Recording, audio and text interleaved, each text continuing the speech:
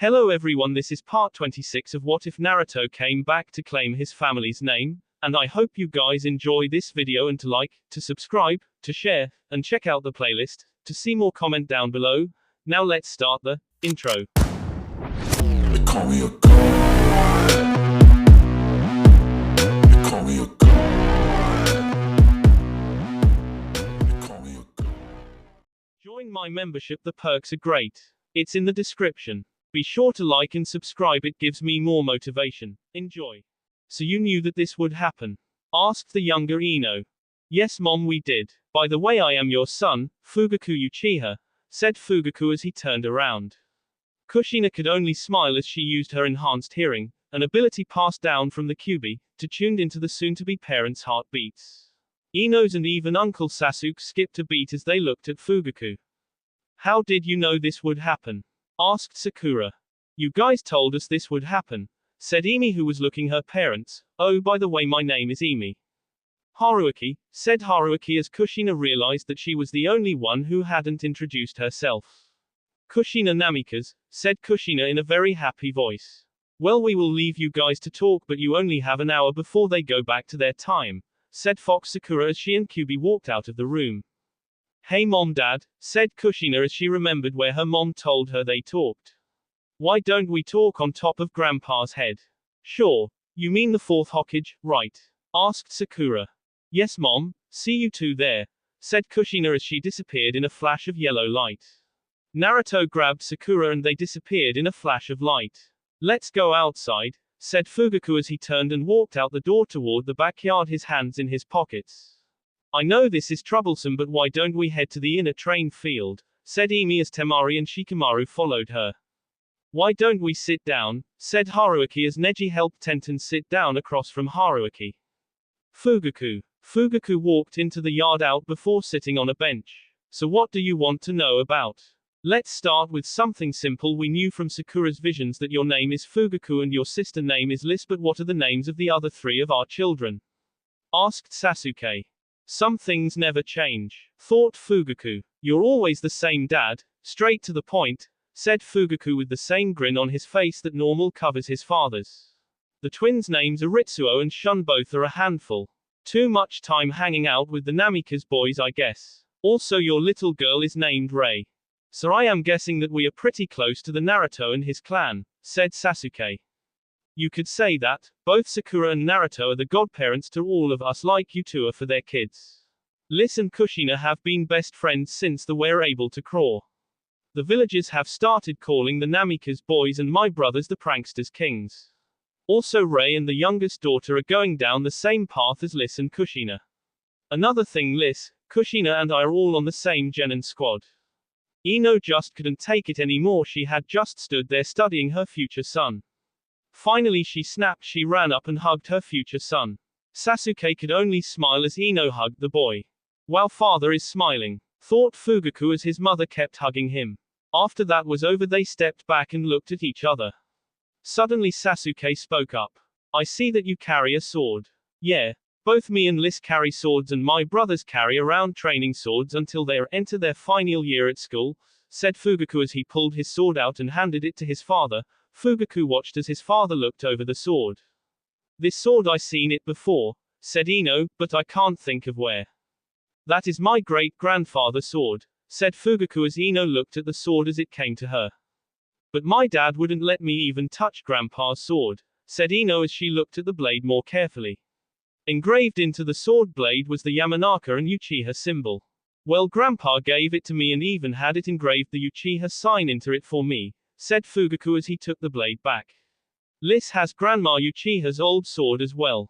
That way we will never forget where we came from. Haruki, may I? Asked Haruaki as put a hand near his mother's stomata and the unborn version of himself. Sure, said Tenten as Haruaki placed his hand on his mother's still flat stomach. Hello me, said Haruaki before he pulled his hand back. So what is our family like? Asked Tenten. I have one younger sister named Toyo, said Haruaki. She is just like you father while I am like mother. What do you mean? Asked Neji. Well, that the cage bird seal blocks the Byakugan from being passed on.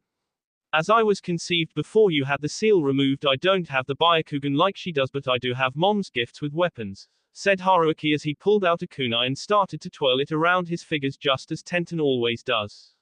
So who is on your genin team? Asked Neji. I am teamed up with an Aburame and a Hatake, said Haruaki. What about Lee? Neji asked. Lee sensei has his own team and family. Also he always challenges Dad to fight him all the time. What? Lee is your sensei? Asked Tenten. Yes, and when Guy isn't busy running the physical training for the school children they work all three of us together, said Haruaki. Emi. All three Naras sat in the indoor training field. Troublesome, said Shikamaru as he pulled out a smoke. Put that away, yelled both Temari and Emi at Shikamaru. Shikamaru had a sad look cover his face. Well, no, I understand why Dad always says I act like mother, thought Emi. Please tell me that you're our only daughter, said Shikamaru. He wished. No, said Emi, you guys have 4 daughters and Dad, you always say we take after our troublesome mother. This is beyond troublesome, said Shikamaru. Just say it, you can't wait, said Temari as she looked at her husband. Yes, I can't wait, but I do wish I had a son, said Shikamaru. But you do, Dad, said Emi, he is the youngest and Grandpa says that he is just like you. I miss Grandpa, may he rest in peace. Well, maybe that future isn't so troublesome then, said Shikamaru. Kushina. Kushina appeared on top of her grandfather's head. Wow, everything looks the same but different, said Kushina before an idea came to mind. Quickly she made a shadow clone. You hid in the corner and take a picture of us, okay? It will make a great present to Dad. Sure, said Kushina's clone as she hid behind as bushes. Naruto and Sakura appeared on top of the Hokage mountain. I always love coming up here, said Kushina as Sakura and Naruto sat down, one on each side of their future daughter. It looks different though. Tell us, how is it different? Asked Sakura. Well, the biggest change is that Dad's face isn't on the momentum, said Kushina as she remembered the photo of her dad's introduction where she was being held by her mother watching as her father took the oath of the Hokage. I was too young to remember when my dad wasn't the Hokage. So you were born before I become Hokage? Asked Naruto. Yes, I was, said Kushina, about 4 years after I was born. The twerps were born. Twerps? Asked Sakura. My nickname for my brothers Minato and Altair, said Kushina as she started laughing. I remember when those two painted the moment pink. Looks like they took after you, Naruto-kun, said Sakura. Don't worry, Mom, Sire and I seem to have taken after you, said Kushina. Sire? Asked Sakura. Your youngest daughter, said Kushina before she noticed that her father was looking at the ground with a sad look on his face. What is it, Dad? I am just wondering, am I a good father? Asked Naruto. Why is Dad worried about that? He is a great dad, thought Kushina. I don't really follow you, Dad. Why are you worried about that? Asked Kushina. Was I a good father to you, your brothers and sister while you were growing up? Said Naruto. I never had a dad, so I don't really know how to be a father. Oh, I understand now. Dad, you were great. You were there whenever we needed you. Every day you took the time out of being the Hokage to pick us up at school. Every night you and Mom tucked us in and kissed us goodnight. The only thing you did wrong according to Mom was being too soft on Minato and Altair when they painted the Hokage momentum. But they got punished by Mom. No ramen for a month. You should have seen their faces, said Kushina as she fought back the laughter of that memory. We will, said Sakura. Yeah, I guess you will, said Kushina. We saw in one of Sakura's vision that you have my strength but you can do Naruto-kun's moves, said Sakura. Yeah, Mom, you and Grandma Tsunade trained me in the medical field and Dad helped me with the shadow clones, the Hiraishin and the Rasengan, said Kushina as the lights started to turn on in the village. Beautiful. Yes, it is, said Naruto and Sakura. However, just then Fox, Sakura and Kyuubi appeared. Sorry, but it is time to go, said Fox Sakura. Okay then, said Kushina as she and her parents stood up. Can I hug them first? Of course, said Kyuubi as Kushina turned and hugged Sakura. Even though it was the younger version of her mother, it still felt as good. I love you, Mom. I love you too, said Sakura tenderly as Naruto looked at mother and daughter. Baka, are you just going to stand there or are you going to join us? Said Sakura as Naruto walked up and joined the huge. Perfect, Kushina's clone thought as she took the photo of all three of them together before disappearing in a puff of smoke. It's time to go, you will see them soon, said Kyubi to Kushina. See you soon, said Kushina, I love you. 14 years in the future. Liz, Anko and Kib burst through the door at the Uchiha compound. Mom, Dad, yelled Liz. What is it, Liz? Asked Sasuke as he and Ino appeared. Fugaku, Kushina and Imi have disappeared, said Anko as Kyubi and his mate the eight-tailed demon fox of the wind Sakura. Don't worry about them. They are in the past, said Sakura, they will be back in 3, 2, 1. With that 4 flashes of light happened and there stood Kushina, Fugaku, Imi and Haruaki appeared in the room. That was so cool, said Kushina as she looked at her parents. You two look so different when you were younger. Kushina, take a picture of yourself now and 14 years later take a look at and then tell us that people don't age, said Kiba as Chuji looked at the newcomers. Kushina has to be Naruto's and Sakura's daughter. She looks like Sakura but with blonde hair with some pink in it and blue eyes. Chuji thought as he turned to see the first new male. He is dressed like Neji but looks like Tenten, has to be their son. A second man came next. He is almost a perfect match to Kiba, only he has Hinata's hair color. A female followed soon after. The silver hair means Hataki but I can't place her parents. He turned to see a black hair girl with a fan on her back. She has to be Shikamaru and Temari daughter. Finally his eyes came to rest on the last girl who called Shikamaru uncle. Ino, she is almost a perfect match to Ino. If you took away the sword and the black part of her hair you have Ino. Suddenly everything hit him. If I hadn't been so blind I would still be alive and I would have been part of my friends' lives. Who knows, Ino's kids may have called me Uncle Chuji. Mom, Dad, who is this guy? Asked Liz as she noticed Chuji standing in the corner. What are we doing here?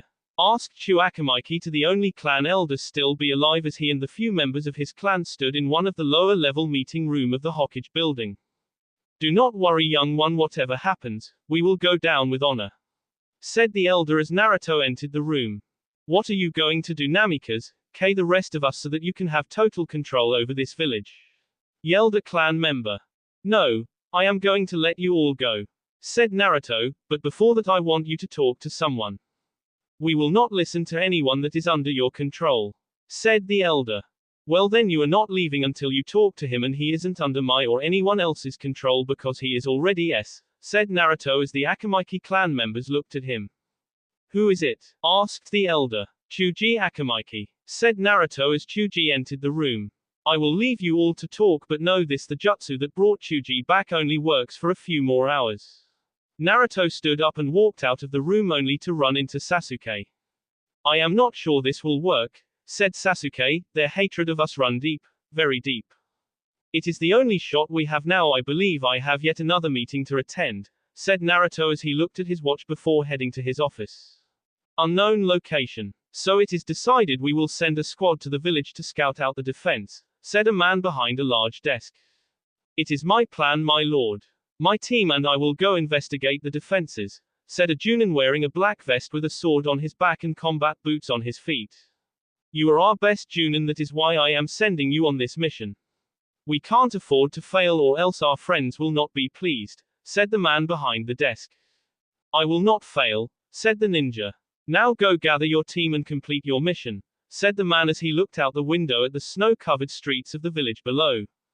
Back in the Leaf Village. Lord Hokage, how are you doing this youthful day? Asked Lee as Naruto sat down at his desk. I am fine, Lee. Now tell me, is your team ready for the exam? Said Naruto. Yes, I want all 3 of my youthful students in the Chunin exams at the Sand Village, said Lee. I agree with you, Lee, but only if now Akamiki listens to what Chuji has to say, said Naruto as he turned his head to look at his cousin, Rick. Same story here, Naruto. Chu needs to get his head on straight about you and Sasuke, but other than that they should all be good for the exam, said Rick. Okay then, said Naruto. Minuto. If you think Rick's team is prepared, then my team is beyond prepared for this, said Minuto with a smirk. Minuto Morino, I know you and my cousin are rivals and friends, but at the Sand Village I want you guys to work together, said Naruto. No problem, sir, said Minuto. Neji? Asked Naruto. Lord Hokage, my team is the best genin team I have ever seen, said Neji, your own daughter and Sasuke's son Kedatachi Uchiha. If that doesn't get them in for the exam, I don't know what does. Also, Liz Uchiha is smart and talented. Naruto just sat there for a while. Neji, I know they're talented, but the father in me doesn't want to put my daughter in the way of even the smallest amount of danger. But as the Hokage, I agree with you. They can go. They will be happy to hear that, said Neji. I know, as much as she denies it, Kushina is too much like me. She will be excited to go, said Naruto as the Junin left the room. Yeah, yelled Kushina at the top of her lungs, I can't believe Dad is letting us go to the Chunin exam. Kushina, will you sit down? Asked Liz as she looked at her hyperactive best friend. But I am just so excited, said Kushina. Kushina, calm down, said Fugaku as Kushina instantly shut up. Figures you will listen to my brother, said Liz as Kushina looked at her. Finally, okay you three, next week we will be heading out to the Sand Village along with teams 9, 11 and 12. Now this exam will be hard, even your parents didn't pass their first time. In fact neither did I, however just do your best and be careful doing it, said Neji as he looked at his team. Now go home, rest, because tomorrow I am going to put you through hell on earth. I'm sorry Sakura-chan, said Naruto as he stood in the doorway looking into his wife's office in the hospital. Sakura looked up from her paperwork at her husband. Sorry for what? Asked Sakura. Today I had to decide which genin teams go to the sand for the exams, said Naruto.